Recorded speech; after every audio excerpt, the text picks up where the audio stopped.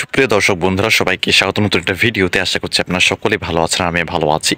তো বন্ধুরা, আজকে আমরা যে বিষয় নিয়ে কথা বলবো সেটা হচ্ছে যে ভেড়া বা গাড়লদের অনেক সময় অনেক রোগ দেখা যায়। সো আজকে আমরা যে বিষয় নিয়ে কথা বলবো বা আলোচনা করব সেটা হচ্ছে যে কি লক্ষণ বা উপসর্গ দেখা দিলে আপনি বুঝতে পারবেন যে আপনার ভেড়া বা গাড়ল রোগে আক্রান্ত। চলুন কথা না বাড়িয়ে শুরু করি। তো বন্ধুরা, আমরা প্রথমে আজকে যেটা নিয়ে কথা বলবো সেটা হচ্ছে যে ভেড়ার কৃমি রোগ। এ রোগের উৎস হচ্ছে চরণভূমি, খাদ্য এবং পানির মাধ্যমে কৃমি রোগটা বিস্তার লাভ করে। আর রোগের লক্ষণগুলো হচ্ছে এ রোগে ভেড়ার অনেক স্বাস্থ্য কমে যায়, অর্থাৎ স্বাস্থ্যহানি হয়, শরীর দুর্বল ও রক্ত স্বল্পতা দেখা যাবে, প্রজনন কম বা বিলম্ব হবে এবং ডায়রিয়া হবে। সো এই রোগের চিকিৎসা হচ্ছে আপনার পরিষ্কার, শুষ্ক, মুক্ত বায়ু চলাচল উপযোগী স্থানে এদের জন্য বাসস্থান তৈরি করতে হবে এবং ভেটেরিনারি ডাক্তারের পরামর্শ অনুযায়ী কৃমিনাশক ব্যবস্থা নিতে হবে। অর্থাৎ আপনি চেষ্টা করবেন তাদেরকে নিয়মিত কৃমির ওষুধটা খাওয়ানোর জন্য। আর যে আরেকটা রোগ আছে যেটা ভেড়ার হচ্ছে নিউমোনিয়া। আর এই রোগের যখন উৎস হচ্ছে এই যে আমাদের সামনে আসতেছে বর্ষাকাল, এই স্যাঁতস্যাঁতে আবহাওয়ার কারণে এই রোগটা নিউমোনিয়াটা হতে পারে। আর এই রোগটা হয় তাহলে কীভাবে বুঝবেন?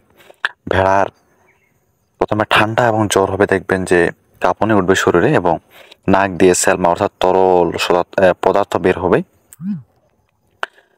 আর এ রোগের চিকিৎসার জন্য অবশ্যই আপনাদেরকে পরিষ্কার, শুষ্কমুক্ত বায়ু চলাচল উপযোগী বাসস্থানে তাদেরকে রাখতে হবে এবং ডাক্তারের পরামর্শ নিতে হবে। আর একটা যেটা রোগ আমরা বলি, যেটা অনেক পপুলার রোগ, সেটা হচ্ছে যে ভেড়ার পিপিআর রোগ।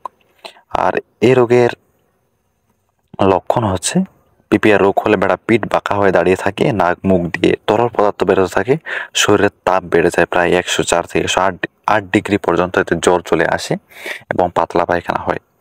তো এই রোগের জন্য আপনার নির্দিষ্ট একটাই চিকিৎসা, সেটা হচ্ছে যে আপনাকে ভেড়াকে জন্ম হওয়ার 5 মাস বয়সের মধ্যে তাকে পিপিআর টিকাটা দিতে হবে এবং ওই তৎকালীন যখন ভেড়া এই রোগটা হবে তখন পানি স্বল্পতা দূরের জন্য তাকে স্যালাইন দিতে পারেন এবং ডাক্তারের পরামর্শ নিতে পারেন।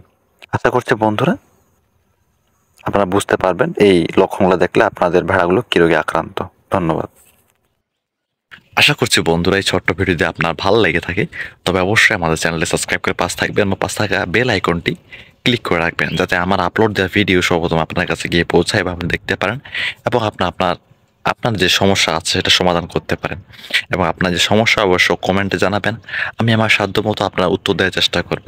দেখা হচ্ছে নতুন কোনো ভিডিওতে নতুন কিছু নিয়ে। ভালো থাকবেন, সুস্থ থাকবেন, ধন্যবাদ।